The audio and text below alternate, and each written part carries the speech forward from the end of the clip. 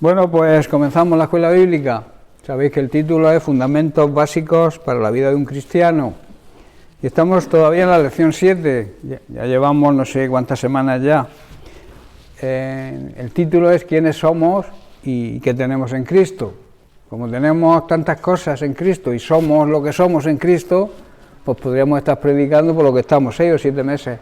Estamos predicando sobre quiénes somos y qué tenemos en Cristo. Decíamos que cuando nos convertimos, cuando aceptamos a Jesucristo como Señor y Salvador personal, entramos en una nueva vida. Somos una nueva creación en Cristo. También entramos en una nueva relación con Dios. Somos adoptados como hijos. Y también hemos sido liberados del pecado, de sus consecuencias y de todo tipo de ataduras. Esos son parte de los beneficios que se tienen cuando nos convertimos. Y estamos en el cuarto capítulo de estos beneficios, que se titula Somos o estamos apartados del mundo. Hemos sido sacados del sistema mundano en el que vivíamos y Dios nos ha trasladado, nos ha sacado con un plan y con un propósito, que es que le sirvamos a Él. Y también el ser apartados también conlleva ciertos beneficios. Por ejemplo, somos más que vencedores en Cristo Jesús, si realmente estamos unidos a Él. Decíamos que Cristo es la cabeza, nosotros somos el cuerpo y estamos unidos a Él por la fe. Decíamos que el cuello simbolizaba la fe, ¿no? Somos parte de su cuerpo y por tanto somos más que vencedores porque Cristo salió vencedor. Él pasó por cualquier problema que tú puedas pasar, incluso más grave. Él fue azotado, crucificado, clavado en una cruz, desnudo, sufrió la afrenta pública que eso suponía, o sea que pasó por mucho sufrimiento. Y eso, al final, Él salió vencedor. Y esa victoria, si estamos unidos a Él, que es la cabeza, es nuestra victoria también. Por eso nosotros somos una iglesia de vencedores, una congregación de vencedores. La iglesia verdadera de Cristo es una congregación de gente vencedora. Por eso no quiero ver a nadie derrotado, a nadie que arroje la toalla. Por muy graves que sean los problemas que tengamos, Dios está con nosotros y su poder y su autoridad la tenemos a nuestro alcance. También decíamos que el amor de Dios es un amor inseparable, porque nada ni nadie nos puede separar de Él. La siguiente consecuencia que estudiamos fue que vivimos por la fe en el Hijo de Dios. Vivimos protegidos por el escudo de la fe y esto significa creer en Jesucristo y en su obra redentora. Pero la fe necesita confesión, la fe necesita que confesemos, que creemos y lo confesemos públicamente con nuestra boca, pero también con nuestros hechos, que esto significa aplicar la fe. Porque podemos conocer la teoría, pero si no la ponemos en práctica, no surte ningún efecto. Decir que crees y a la hora de los problemas te vienes abajo, no pones en práctica esa fe, pues esa fe es una fe muerta, como decía Santiago. Una fe que no obra, una fe que no tiene obras. La persona, por tanto, que se acerca a Dios tiene que creer en dos cosas importantes. Primero, que Dios existe y segundo, que Dios premia la fe. Si sabemos esas dos cosas, es la única condición que se nos exige para poder acercarnos con toda confianza a una intimidad con el Señor. De ahí que debemos confesar la fe y aplicarla, llevarla a final término. Decir que creo, pero demostrarlo, ¿verdad? Por eso necesitamos dar pasos de fe. El Señor va a poner el piso cuando tú des el paso primero, ¿verdad? Eso es tener fe. Fe es creer que Dios hará lo que promete, pero nos pide que obremos en fe, nos pide que demos el primer paso nosotros. La siguiente consecuencia de ser apartados por Dios es que hemos sido resucitados con Cristo y estamos sentados simbólicamente en los lugares celestiales y tenemos vida plena.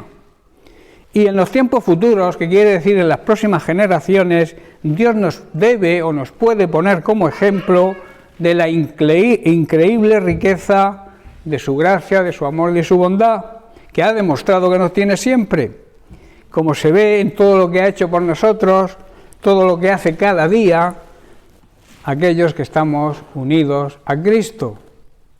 ¿Quién puede decir que Dios no ha hecho nada en nuestras vidas? Yo creo que nadie puede, de los que creemos, seguimos y servimos al Señor y le creemos de verdad, sabemos que Dios hace cada día cosas nuevas y maravillosas en nuestra vida. Quizás no tengamos grandes lujos, quizás no tengamos lo que otras personas anhelan y pierden la vida desgastando su vida en conseguir bienes materiales para al final vivir una vida pobre y mediocre. Nosotros tenemos lo suficiente, como decía hoy en casa de Elena, en toda su vida ha faltado lo necesario en su casa. Todos hemos pasado por penurias económicas, pero la bendición de Dios siempre ha estado ahí para cubrir nuestra necesidad, que es lo importante. Y el compromiso nuestro es llevar a cabo la gran comisión, lo que el Señor nos ha encargado, buscar su reino. Y las demás cosas de despreocuparnos, que Dios las cubre. Esa es la realidad que como cristianos debemos saber. Pero ¿cuáles son esas increíbles riquezas y en qué consisten? Esto creo que nos quedamos por aquí la semana pasada. Las riquezas verdaderas y la prioridad de las riquezas de Dios son las riquezas espirituales. Cuando nosotros crecemos, somos ricos espiritualmente debido a una buena comunicación con el Señor a través de la oración, a través del ayuno, a través de la lectura de la palabra, a través de la meditación en la palabra, a través de escuchar la palabra, pues eso nos lleva a que nuestro espíritu esté fortalecido. Y esas son las verdaderas riquezas. Y lo demás viene añadido. Hay quien, como he dicho, se pasa la vida peleando por conseguir cosas que al final se van a quedar todas aquí. Y no ha enviado tesoros al cielo, que es lo que nos vamos a encontrar cuando lleguemos allá. Lo que enviemos de esta tierra. Por eso dice que tenemos que poner la vista, la mirada en las cosas del cielo, porque las cosas del cielo son eternas. En cambio, las de la tierra son pasajeras, efímeras. Al final se acaba todo.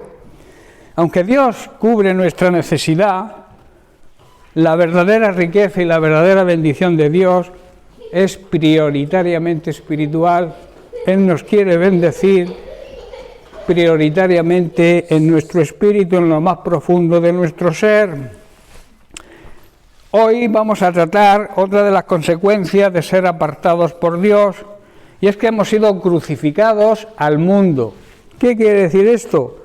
Que nuestra antigua y egoísta manera de vivir fue crucificada en la cruz con Cristo.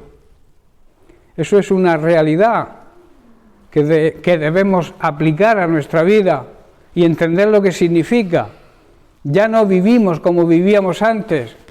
Nuestra egoísta manera de vivir, porque todos éramos egoístas antes de conocer a Cristo, lo queríamos todo para nosotros, lo mío es mío y lo tuyo si puedo también es mío.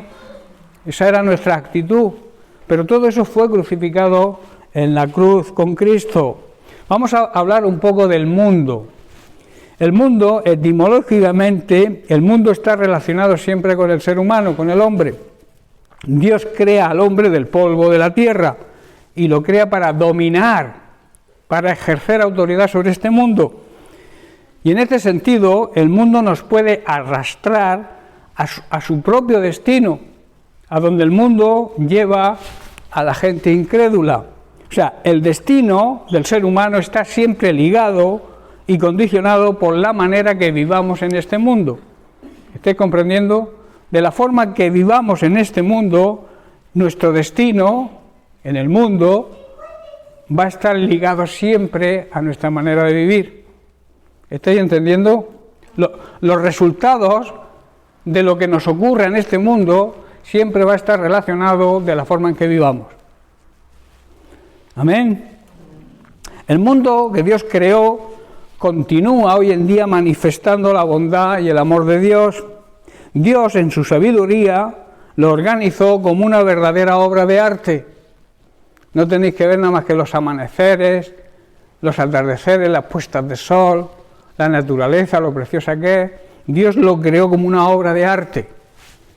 única y todo en armonía. Dios creó el mundo de esta manera. Lo que pasa es que el hombre, en su dejadez, en su ambición, en su egoísmo, en su ansia de poder, pues se lo está cargando prácticamente, ¿verdad? Pero cuando Dios creó el mundo, lo creó en armonía, de una forma preciosa, única, y lamentablemente el hombre se lo está cargando. Pero también para el hombre pecador, el mundo significa un instrumento de la ira de Dios. Sabéis que el pecador es el que niega a Cristo. El pecado, o sea, la raíz de todo pecado es negar a Jesucristo. No aceptar a Jesucristo, ese es el pecado. Es el pecado que Jesús vino a cargar con ese pecado, a poder relacionarse con nosotros, que le conociéramos y que le aceptáramos. Pero todo aquel que no lo acepta cae en pecado. Y claro, de ahí surgen la cantidad de pecados después. Pero el pecado realmente es no aceptar a Jesucristo, y ese pecado provoca la ira de Dios. Y aquí está la paradoja. Las cosas las hizo Dios para la felicidad del ser humano, y también las utiliza para castigarlo, para hacer justicia, para que la justicia divina se cumpla. Para poder entender esto tenemos que leer en el libro de Génesis capítulo 3, versículos 17 al 19, dice así: y al hombre le dijo: dado que hiciste caso de tu esposa y comiste del fruto del árbol del que te ordené que no comieras, la tierra es maldita por tu culpa. Toda tu vida lucharás para poder vivir de ella. Te producirá espinos y cardos, aunque comerás de sus granos. Con el sudor de tu frente obtendrás alimento para comer, hasta que vuelvas a la tierra de la que fuiste formado, pues fuiste hecho del polvo, y al polvo volverás.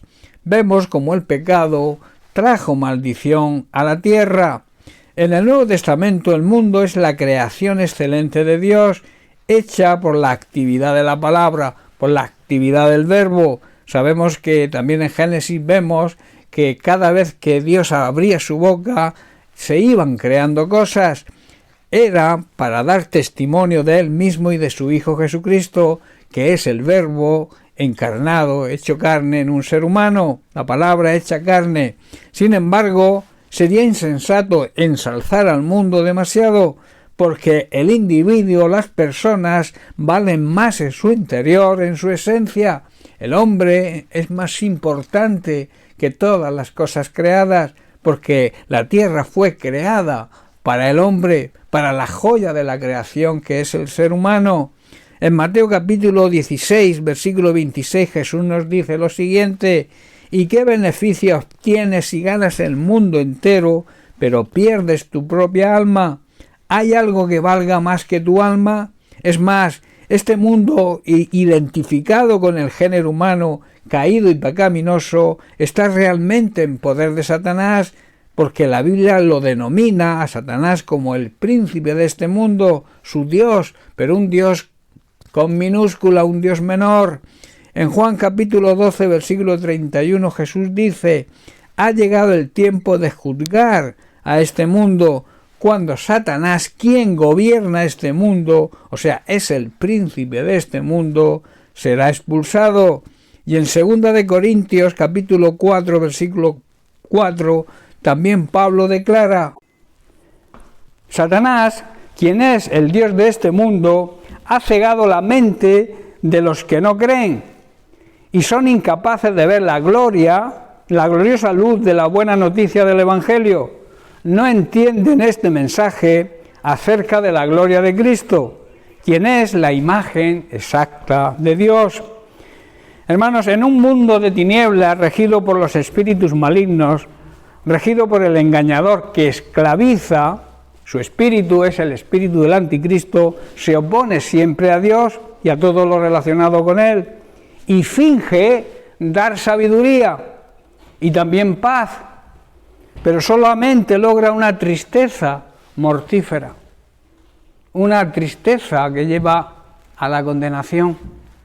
Por eso Pablo en su segunda carta a los Corintios, capítulo 7, versículo 10, dice lo siguiente: pues la clase de tristeza que Dios desea que suframos nos aleja del pecado y trae como resultado la salvación. No hay que lamentarse por esta clase de tristeza. Cuando tú te sientas triste porque has sentido el arrepentimiento de que has pecado, esa tristeza es la que le agrada a Dios, la tristeza de haber ofendido a Dios, y esa tristeza te lleva a la salvación. Pero la tristeza de este mundo, o sea, cuando seguimos el sistema mundano, esa tristeza es una tristeza falta de arrepentimiento y resulta en muerte espiritual, o sea, en la condenación eterna. ¿Estás comprendiendo? Cuando tú te sientas triste porque has ofendido a Dios, esa tristeza es buena. Pero hay otra tristeza que es la que ofrece este mundo cuando seguimos el sistema mundano sin arrepentirnos. Esa tristeza resulta para muerte espiritual. En eso se revela el pecado y la incredulidad de este mundo, que resultan un obstáculo para quien quiere entrar en el reino de Dios. Por tanto, el mundo está condenado a ser inseguro y pasajero. Todos los que siguen las corrientes de este mundo, el mundo no trae nada más que cosas inseguras y pasajeras. Pero si seguimos y aceptamos lo que el sistema mundano nos ofrece, como he dicho, son cosas pasajeras, viviremos en total inseguridad. Los bienes materiales no te dan seguridad. Los placeres carnales de este mundo no te dan seguridad. Al contrario, te dan inseguridad.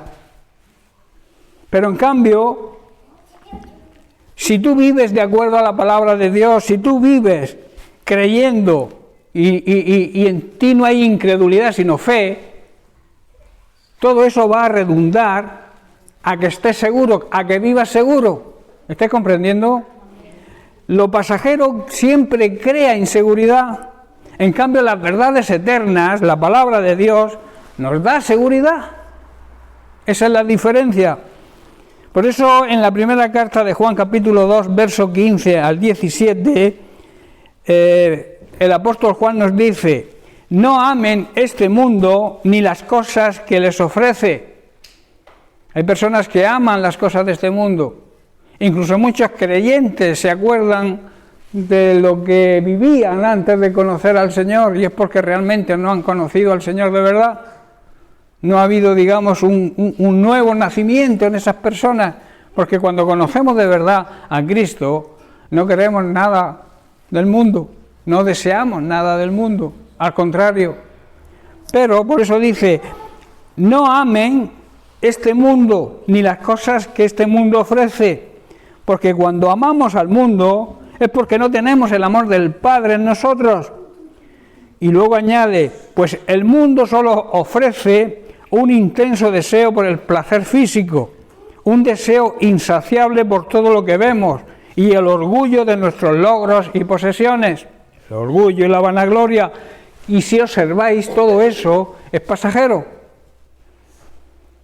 Todo eso no es eterno, todo eso se acaba. Pero dice: nada de eso proviene del Padre, sino viene de lo que este mundo ofrece, viene de este mundo, del sistema mundano en el que vivimos. Y luego añade: y este mundo se acaba. O sea, este mundo que vemos se va a terminar. Va a llegar un día en que todo se acabe, junto con todo lo que la gente desea de él, junto con los deseos. Si se acaba el mundo, se acaban los deseos, ¿verdad?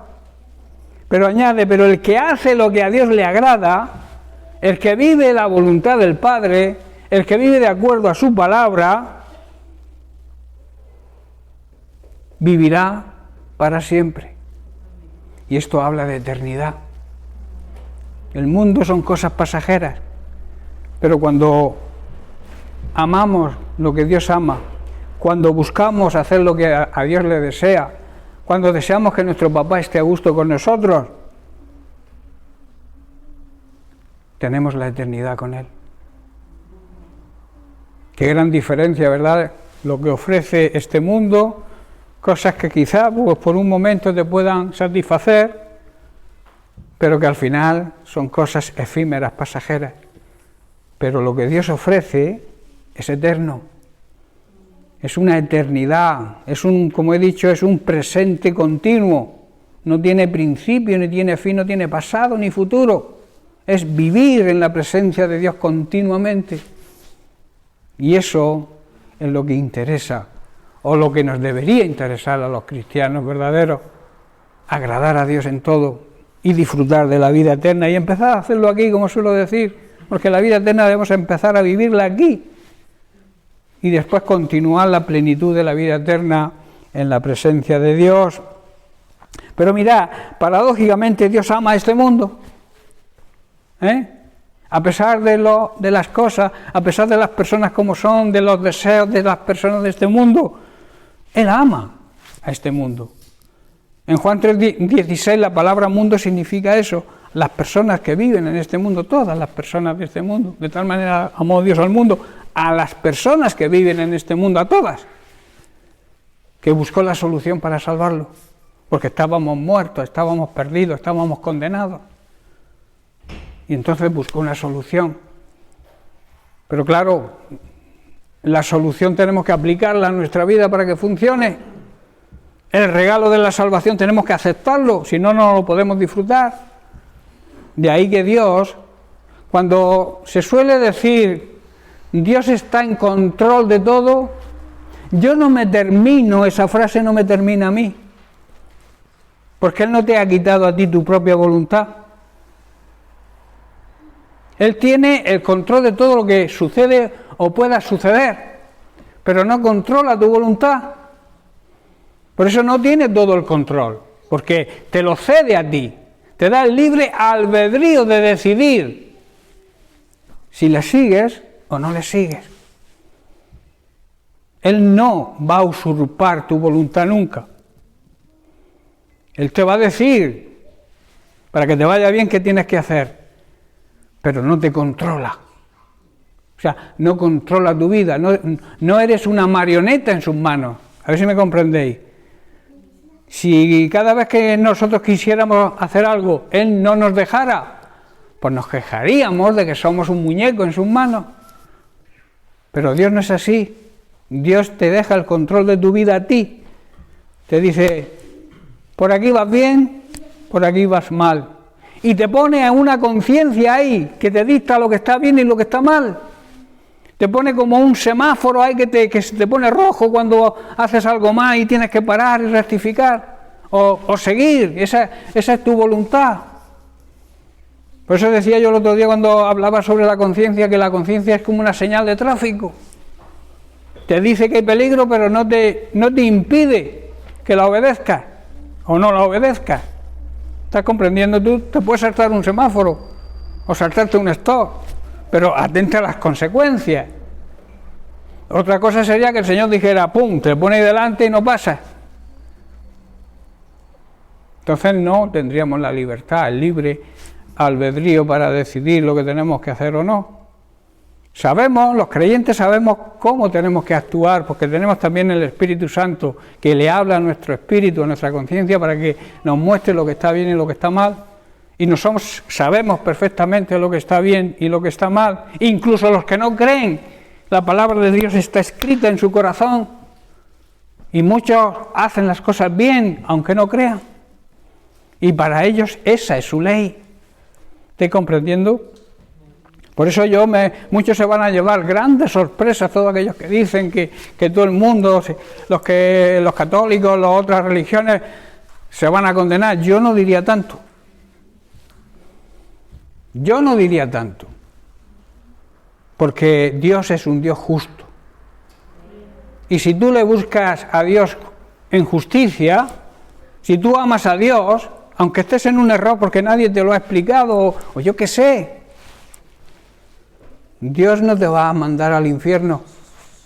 Ahora, si conoces, si entiendes la palabra de Dios, si alguien te ha hablado de la salvación y tú la rechazas, entonces es cuando sí te condena. No es que te condene Dios, te condenas tú. Te autocondenas tú. ¿Estás comprendiendo, hermano? Por eso digo que paradójicamente Dios ama a este sistema mundano, porque le dio una solución. Pero esa solución hay que tomarla, hay que aceptarla. el Hijo, la segunda persona de la Trinidad, no es de este mundo, vino a este mundo, se hizo carne en la figura de Jesucristo, pero no pertenecía a este mundo. Por eso el mundo lo odió y en su día lo condenó incluso a muerte. Los de su mismo pueblo lo crucificaron, pero en ese momento se invierte la situación. En la crucifixión y resurrección se empieza a efectuar el juicio del mundo, regido por Satanás y la victoria de Cristo sobre él. O sea, en el momento en que Cristo resucitó, donde Satanás creía que había vencido a Jesucristo, precisamente ahí es donde recibió la derrota, porque ahí empieza a efectuarse el juicio del mundo sobre Satanás y a proclamar y a destacar la victoria de Cristo sobre él. Jesús acepta la voluntad del Padre y entonces abandona el mundo, habiendo cumplido ya con su ministerio, abandona el mundo al cual no pertenecía y regresa junto a él, junto al Padre, para sentarse en gloria y honor, pero fuera de este mundo, para dirigir el resto de la historia de la humanidad. Bien, por tanto, la victoria nos rescató de la esclavitud. La victoria de Cristo nos rescata de la esclavitud. Y Dios puso todo bajo los pies de Cristo. Los cristianos se hallan en el mundo sin ser de él. Estamos en el mundo, pero no le pertenecemos a este mundo. Por eso nosotros debemos vivir desligados de toda tradición, de toda festividad que ellos hagan que vayan en contra de su palabra. No podemos participar de las obras infructuosas de las tinieblas. Eso es un mensaje que Dios da. Por eso los cristianos, su tarea es separarse del mundo contaminado y contaminador, o sea, del sistema que se opone a Dios. Pero no podemos retirarnos físicamente del mundo, ¿verdad? No podemos, pues estamos aquí. Más bien debemos llevar una vida que testifique de Cristo y ser ejemplo para la gente incrédula. Sabemos que no pertenecemos a este mundo.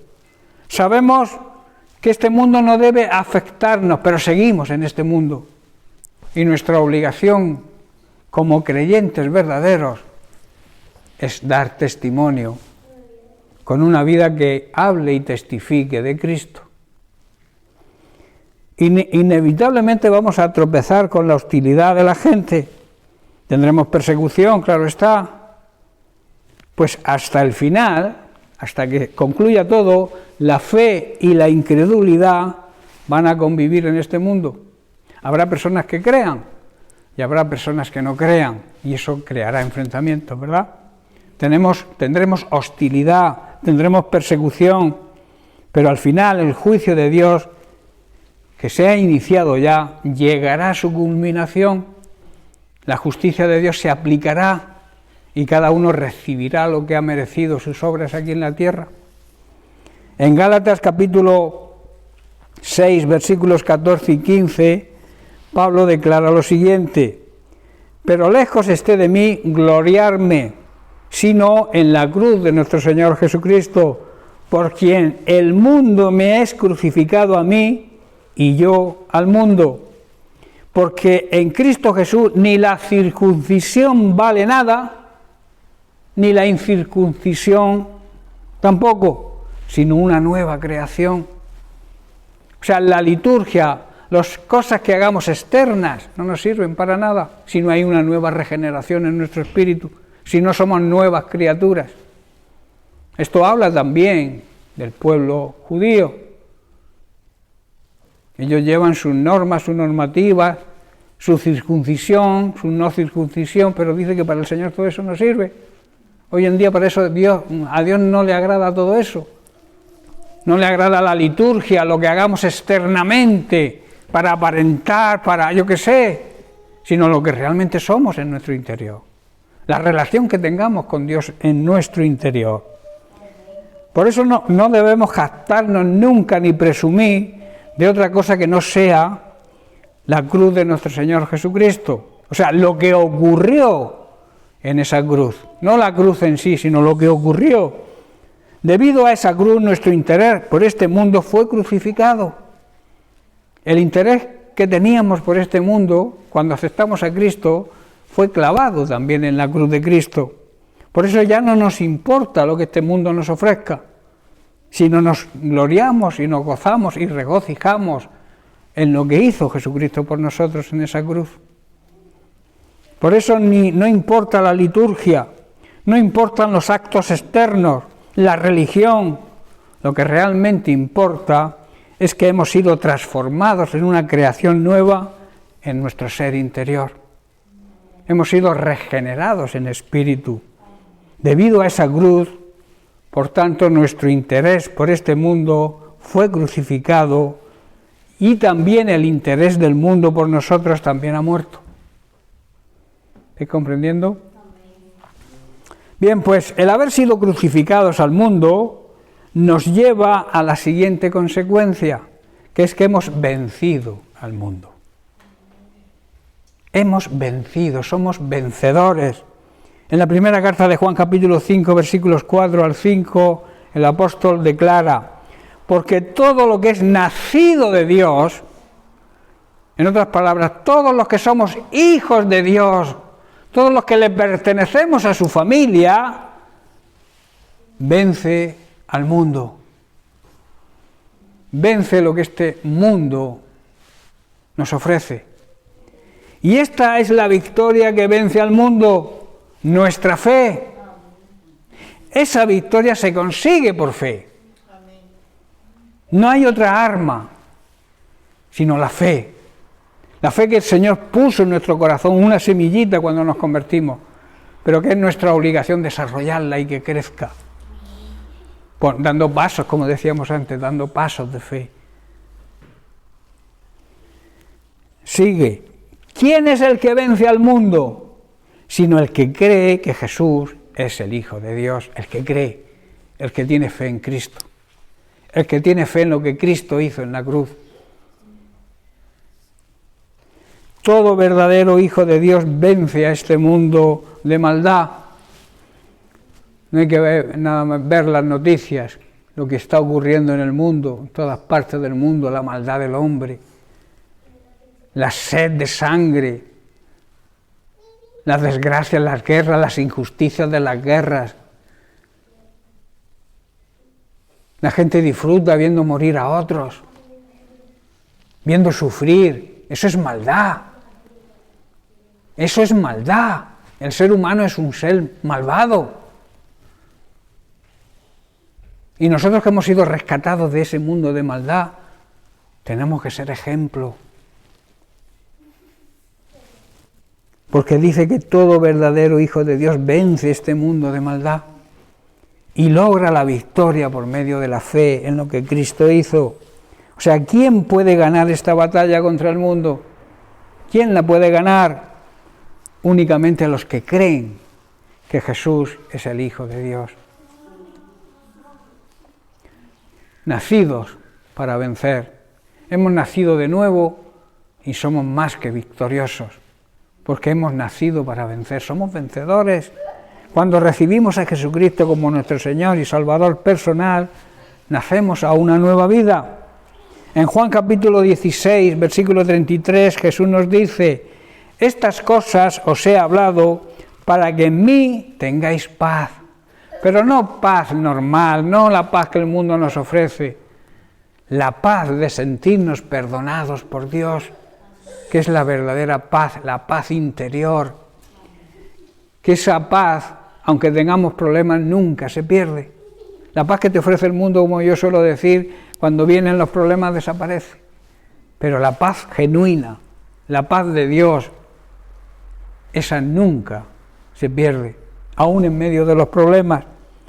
Por eso dice, en el mundo, en el sistema mundano, si os decidís por seguir las tendencias y los deseos de este mundo, tendréis aflicción.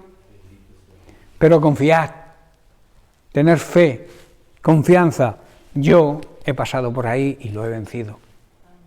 Yo he vencido lo que el mundo ofrece. Por eso la victoria de Cristo, si nosotros seguimos al Maestro, es nuestra victoria también. Aquí en el mundo en que vivimos tendremos muchas pruebas, hermanos, y tristezas quizás, Pero Jesús nos anima a que le sigamos porque Él ha pasado por todo y ha salido vencedor. Jesús dijo que mientras que estemos en este mundo vamos a tener aflicciones. Si te han explicado otra cosa, no te lo creas. Si te han hablado de un evangelio que todo va a ir bien, que no va a haber sufrimiento, para de sufrir. Te han engañado. Porque Jesucristo fue experto en padecimientos. Él padeció. Y Él es el maestro. Y si Él padeció, ¿no vamos a padecer nosotros? Jesús nos anima a que le sigamos porque Él ha pasado por todo. Él ha sufrido todo lo que un ser humano pueda sufrir, porque Él lo sufrió como un ser humano. Él era 100% humano, al mismo tiempo que era 100% Dios. Pero Él sufrió los padecimientos, el castigo, lo sufrió en su carne física humana, como un ser humano, como hubiera sufrido tú o yo. Y entonces Jesús dice que en medio de este mundo tendremos aflicciones. Esto es una realidad que nadie puede negar, pero también es una realidad que no solamente estamos en el mundo, sino los que hemos nacido de nuevo estamos en Cristo. Y Cristo está en nosotros. Estamos en el mundo, pero estamos en Cristo también. Y Cristo está de nuestro lado. Esto marca la diferencia del resto de la humanidad, la cual solo vive para... Yo no sé qué pasa hoy con esto. El mundo vive para sus propios deseos, olvidándose de Dios. Le habla de Dios y no quieren saber. Ni creen ni quieren saber de Dios muchos. Otros sí. Por eso os animo a llevar a cabo la gran comisión, porque hay personas, como vimos el día de la vigilia, hay jóvenes con hambre, hay jóvenes que les gustan las cosas de Dios, pero debe haber gente que les predique, que les hable. Ese es nuestro trabajo y es nuestra obligación. Si estamos verdaderamente en Cristo, Cristo va a estar con nosotros. Él nos prometió que estaría con nosotros. ¿Hasta cuándo? Hasta el final. Y eso lo dijo después de encargarnos la gran comisión. De decir, id y predicar el Evangelio a toda criatura. Y enseñarles lo que yo os he enseñado, a obedecer la palabra de Dios, y yo estaré con vosotros hasta el final. No estamos solos, cuando salimos a evangelizar no estamos solos. Cristo prometió estar con nosotros. Por eso Cristo venció todo tipo de aflicción, y cuando estamos en Él, cuando vivimos de acuerdo a sus mandamientos, su victoria es nuestra victoria. En Romanos 8:37 dice: antes en todas estas cosas somos más que vencedores por medio de aquel que nos amó. A pesar de todas las cosas, a pesar de los problemas que puedan surgir, nuestra victoria es absoluta de Cristo, en medio de Cristo, por medio de Cristo, quien nos amó de la misma manera que nos ama el Padre, y lo demostraron y lo siguen demostrando cada día, porque nos sigue amando y nos amará siempre. Eso es una realidad, hermanos. Al nacer de nuevo, nacimos para vencer. Somos una generación de vencedores, créetelo. Los hijos de Dios no somos personas derrotadas, ni personas que estamos tratando de conseguir la victoria, no, ya la hemos conseguido. Ya somos unos vencedores, y Satanás tratará con todas sus armas, mentiras y maquinaciones, tratará de robarnos la victoria. Pero nosotros debemos mantenernos firmes y decirle: no, conmigo no puedes, porque el poderoso está de mi lado. El que te venció es de los míos, está conmigo y yo le sirvo. Por tanto, cuando aceptamos a Jesucristo y lo recibimos como nuestro Señor y Salvador, nacemos en victoria, porque el vencedor, el victorioso Cristo, vive en nosotros. Ya estoy terminando. Él, que venció, pero padeció, antes de la victoria padeció y murió, pero resucitó, hermanos. Esa es la victoria. Y fue glorificado y sentado en un lugar de honor y privilegio a la diestra de Dios el Padre. Y ese Cristo resucitado y glorificado vive en cada uno de los hijos de Dios y por tanto los convierte en vencedores. En Gálatas capítulo 2, verso 20, Pablo hace la siguiente declaración: con Cristo estoy juntamente crucificado, y ya no vivo yo, mas vive Cristo en mí, y lo que ahora vivo en la carne lo vivo en la fe del Hijo de Dios, el cual me amó y se entregó a sí mismo por mí. Hermanos, nuestro antiguo yo ha sido crucificado con Cristo. Ya no vivimos para servir nuestros propios intereses particulares y personales, sino que Cristo vive en nosotros, así que vivimos en un cuerpo terrenal, pero confiando en el Hijo de Dios que nos amó y se entregó a sí mismo por nosotros. Por eso debemos tener paz y confianza total en nuestro Señor, para que Él nos dé la victoria. Termino con 1 Corintios capítulo 15, versículos 57 y 58, donde Pablo nos enseña cuál es el mejor y la más grande victoria. Dice: más gracias sean dadas a Dios, que nos da la victoria por medio de nuestro Señor Jesucristo. Así que, hermanos míos amados, estad firmes, constantes, creciendo. Si no hay crecimiento, no hay vida. Creciendo en la obra del Señor siempre, sabiendo que vuestro trabajo en el Señor no es en vano, no es inútil. Todo lo que hagamos para el Señor es útil. Debemos, por tanto, dar gracias a Dios. Él nos da la mayor victoria, que es la victoria sobre el pecado y sus consecuencias. Esa es la mayor victoria. La muerte eterna nos libra de la muerte eterna, de la condenación. Por lo tanto, debemos permanecer siempre fuertes y constantes y trabajar para el Señor con entusiasmo, porque sabemos que nada de lo que hagamos para el Señor es inútil. Los hijos de Dios, hermanos, hemos nacido para ser vencedores. Amén. Bien, pues lo dejamos aquí y seguiremos la semana.